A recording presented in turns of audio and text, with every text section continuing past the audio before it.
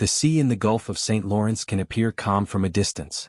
But those who make their living from fishing know that conditions there can change in a matter of minutes. The Lacadian II was an ordinary Canadian fishing vessel.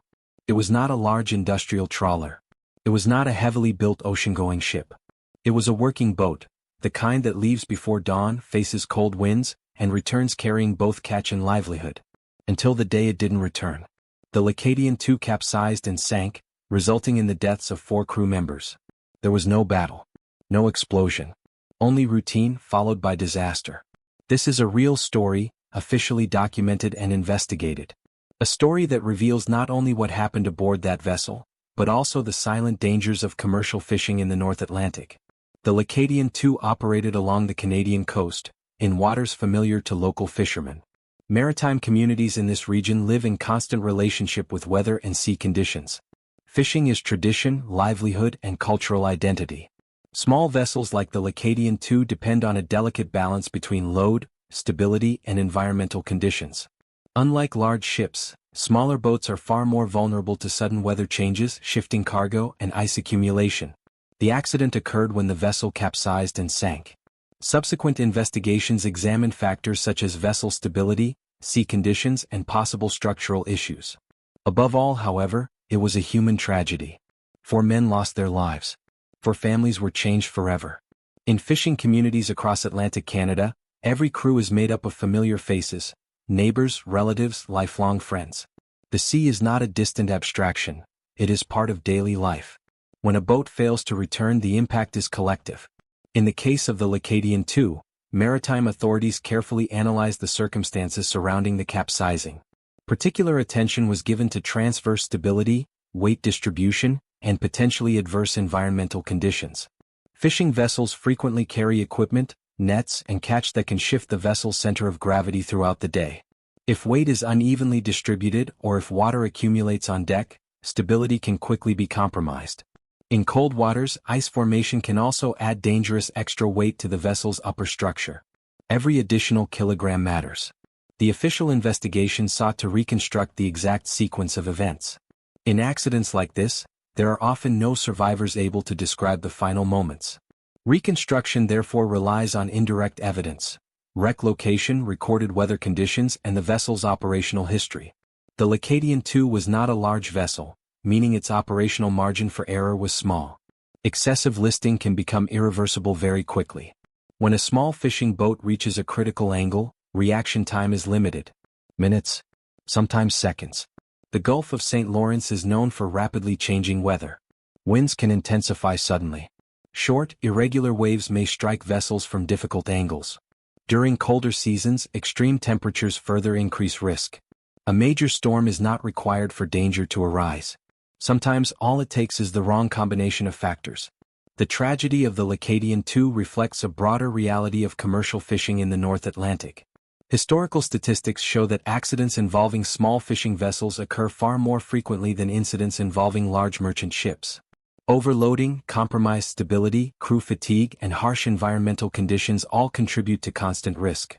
But statistics do not show faces. And that is why every story deserves to be told. The investigation into the sinking of the Lacadian II focused primarily on the vessel's stability. On small fishing boats, stability is not an abstract concept. It is a matter of daily survival. Every piece of equipment placed on deck affects the vessel's center of gravity. Wet fishing nets weigh far more than they appear. Stacked fish crates concentrated on one side can create a constant list. If seawater comes aboard and is not drained quickly, additional weight accumulates where it should not be. Vessels of this type rely on a delicate balance between buoyancy and load distribution.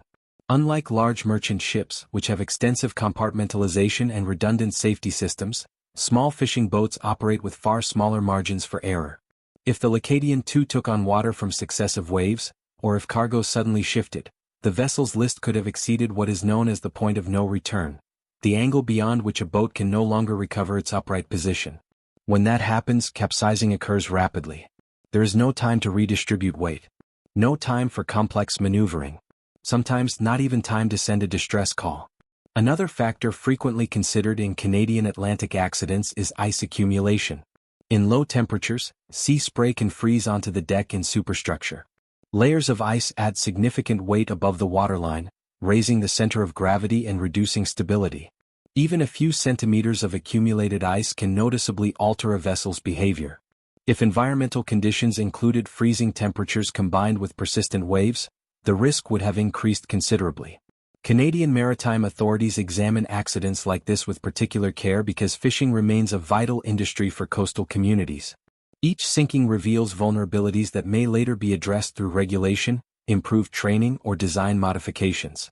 Cases such as that of the Lacadian II often lead to safety recommendations involving proper load distribution, correct use of safety equipment, maintenance of bilge pumping systems, and continuous monitoring of vessel stability. But such recommendations come after the loss.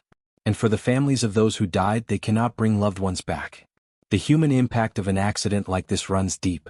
In Atlantic Canadian fishing villages, a crew is rarely made up of strangers. These are men who grew up together, shared fishing seasons, and knew the same waters from an early age. When 4 crew members are lost in a single accident, the entire community feels the loss. The sea, which provides livelihood, also reveals its unforgiving nature. It is important to understand that commercial fishing carries constant risk, even in the absence of dramatic storms. Moderate waves, steady winds, and shifting loads can combine into dangerous conditions. Small vessels often operate close to their operational limits. Economic pressure to return with a successful catch can force difficult decisions about how much to carry or when to head back to port. Nothing necessarily indicates recklessness in the case of the Lacadian II. But the reality of fishing demands continuous risk assessment. And the sea does not always allow room for error. The absence of survivors or direct eyewitness accounts makes reconstruction of the final moments especially difficult. Investigators must rely on technical analysis, weather records, and conditions observed at the wreck site. Such reconstructions are rarely conclusive on a human level. They provide a probable explanation. But they cannot describe the exact moment when the vessel lost stability. The Lacadian II became another name on the long list of vessels lost in the North Atlantic. Yet for those who live in these communities, it is not merely a statistic. It is memory. A reminder of 4 men who went out to work and never returned. When examining the sinking of the Lacadian II, it becomes clear that accidents involving small vessels are rarely caused by a single isolated factor. In many cases, they result from a quiet sequence of conditions that gradually reduce the margin of safety. The stability of a fishing boat depends on dynamic balance. As the catch is stored, weight increases. As nets are hauled aboard, the vessel may temporarily list. As waves strike from the side, rolling occurs. All of this is part of normal operations. The danger arises when these factors accumulate without adequate compensation. Smaller vessels do not possess the same reserve buoyancy as large ships. If water comes onto the deck and is not quickly drained, it can create what is known as the free surface effect. Liquid moving laterally as the vessel rolls, further worsening instability. This effect can be decisive. A single shipped wave may seem insignificant. But if water remains on deck and shifts with each movement, it amplifies the vessel's motion. Once the angle of heel reaches a critical point, the restoring force decreases dramatically, and the boat can capsize. In the Canadian Atlantic, weather adds another layer of risk. Cold, persistent winds generate short, steep waves. Even without a major storm system, the sea can become irregular enough to demand constant attention to heading and balance. If the Lacadian II was struck broadside by successive waves while already carrying a significant load, the combination could have been fatal. Cold water conditions introduce further danger. Heavy clothing and rubber boots, standard gear for fishermen, greatly reduce survival chances if a crew member enters the water. Hypothermia in the North Atlantic can develop rapidly. This drastically limits the possibility of rescue, even if abandonment of the vessel is attempted. Accident reports of this kind frequently emphasize the importance of continuous emergency training. Knowing how to respond to sudden listing, keeping hatches secured, and constantly monitoring bilge pumps can make a critical difference. Yet operational reality is rarely ideal. Long working hours, accumulated fatigue, and economic pressure to meet fishing targets create constant strain. The sea does not forgive distraction. The loss of 4 crew members in a single incident transforms a technical accident into a community tragedy. In Atlantic Canadian fishing villages, both the economy and cultural identity are deeply tied to the sea. Each vessel represents not only financial investment but family history. When a fishing boat capsizes and sinks, the impact extends far beyond the accident site. It reaches families, schools, churches, the entire social fabric connected to that livelihood. The Lacadian II tragedy also fits into a broader picture of fishing safety in Canada. Over the decades, maritime authorities have introduced measures aimed at reducing accidents involving small fishing vessels. These include requirements for life jackets, structural inspections, stability training, and improved meteorological monitoring. Each sinking contributes to safer protocols. But there is always a gap between recommendation and real-world application. The waters of the Gulf of St. Lawrence remain a source of livelihood for thousands of fishermen. They provide valuable resources, but demand constant respect. The story of the Lacadian II stands as a reminder that experience and routine do not eliminate risk. Even in familiar waters. Even aboard a trusted vessel. Even on what appears to be an ordinary day. The line between daily work and disaster can be thin. And once it is crossed, the consequences are permanent. What makes the sinking of the Lacadian II particularly emblematic is that it did not occur under extraordinary circumstances, but within the normal routine of coastal fishing operations. There was no historic hurricane. No dramatic collision. Instead, it was the quiet accumulation of factors that, at a certain moment, exceeded the vessel's ability to recover. On boats of this size, every structural detail influences behavior at sea. Hull width, draft, superstructure height, and the position of fish holds all affect stability. Over the course of a working day, as the catch increases, the vessel's center of gravity can gradually shift, often without any visible warning. But physics is always at work. If nets are hauled repeatedly from one side, or fish crates are stacked unevenly, balance may slowly deteriorate. Add waves striking from the beam, crosswinds, and possible water accumulation on deck, and the vessel begins operating closer to its limits. When a small vessel reaches what is known as the critical stability angle, the force that normally returns it to an upright position decreases sharply. Instead of correcting itself, the list worsens. From that point forward, reaction time is minimal. If the Lacadian II entered such a condition, capsizing may have occurred within seconds. The cold waters of the North Atlantic introduce another layer of danger. Depending on the season, water temperatures in the Gulf of St. Lawrence can be near freezing. Human survival in such conditions is measured in minutes. Even if crew members manage to escape the vessel after capsizing, the combination of cold shock, heavy clothing, and rough seas would drastically reduce the chances of staying afloat long enough for rescue. Search operations in cold waters with variable visibility are extremely challenging. Wind and currents rapidly expand the potential drift area. In these situations, the sea does more than sink. It disperses. The maritime culture of Atlantic Canada carries centuries of tradition. Generations have learned from an early age to respect the sea. Yet tradition does not eliminate vulnerability. In fact, routine familiarity can sometimes mask accumulating risks. Commercial fishing demands constant decision-making. Continue working in moderately rough seas or return to port. Keep additional catch aboard or unload early. Reorganize deck cargo or prioritize time. These decisions are made under real economic pressure.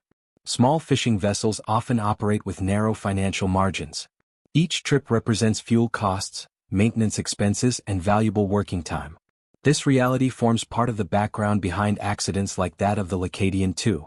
After the sinking, technical analyses reinforced recurring lessons in maritime safety. The importance of continuous stability assessment, careful cargo monitoring, and strict use of personal safety equipment. But at the moment of the accident, such recommendations remain theoretical. What exists instead is work in progress, steady wind, and waves arriving one after another. And then, a critical moment. A list beyond expectation. A sequence of events that can no longer be reversed. The Lacadian II disappeared beneath the waters as many smaller vessels have throughout the history of North Atlantic fishing. Yet each of these stories carries its own identity. They are not statistics. They are men who knew those waters, understood the tides, and had faced difficult days before. The sea does not distinguish between experience and inexperience once physical limits are exceeded. It responds only to the forces applied. And when those forces surpass a vessel's capacity to recover, the outcome is immediate. The surface closes. Silence returns. And the coastal community waits for news it already fears will not be good. In the days following the sinking of the Lacadian II, the sea remained unchanged. The tides continued their rhythm. Other boats returned to fishing. Work cannot stop for long in communities that depend directly on the ocean to survive. But something changes when a vessel does not return. The harbor grows quieter. Conversations become shorter. Eyes turn toward the horizon with a different weight.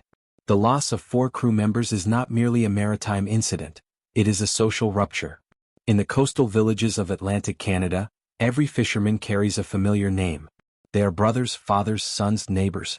When a fishing boat capsizes and sinks, the impact moves through generations. The case of the Lacadian II once again reinforced a harsh reality of North Atlantic fishing. It does not take a spectacular disaster for lives to be lost.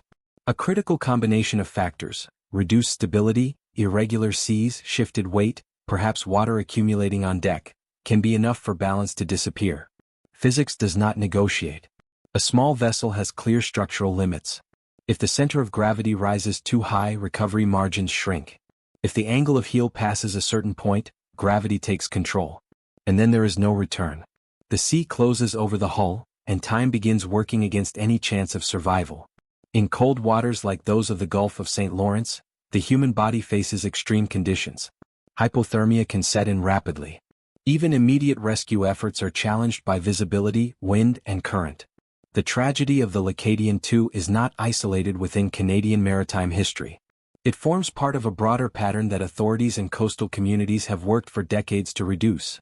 Improving awareness of vessel stability, reinforcing the use of personal safety equipment, and encouraging regular emergency training. Each accident produces reports. Each report produces recommendations. But risk never disappears entirely. Because fishing by its nature is an exposed profession. Unlike large merchant ships, vessels like the Lacadian II operate on a smaller scale, with less structural redundancy. They are working tools, close to the water, constantly vulnerable to the forces they confront every day. And still they continue to leave port. Because that is where livelihood lies. That is where tradition lives. That is where the identity of an entire community is rooted. The sinking of the Lacadian II remains a powerful reminder that the sea demands constant respect. It makes no distinction between routine and exception. What appears to be just another working day can, under certain conditions, become the last. For lives were lost. For stories were interrupted. And one community was forever marked. If you value real stories of the sea, stories that reveal not only what happened but what was at stake for the people involved, consider subscribing to the channel now. Leave a like to support this kind of in-depth, fact-based content. Because the ocean holds many stories. And each one deserves to be told.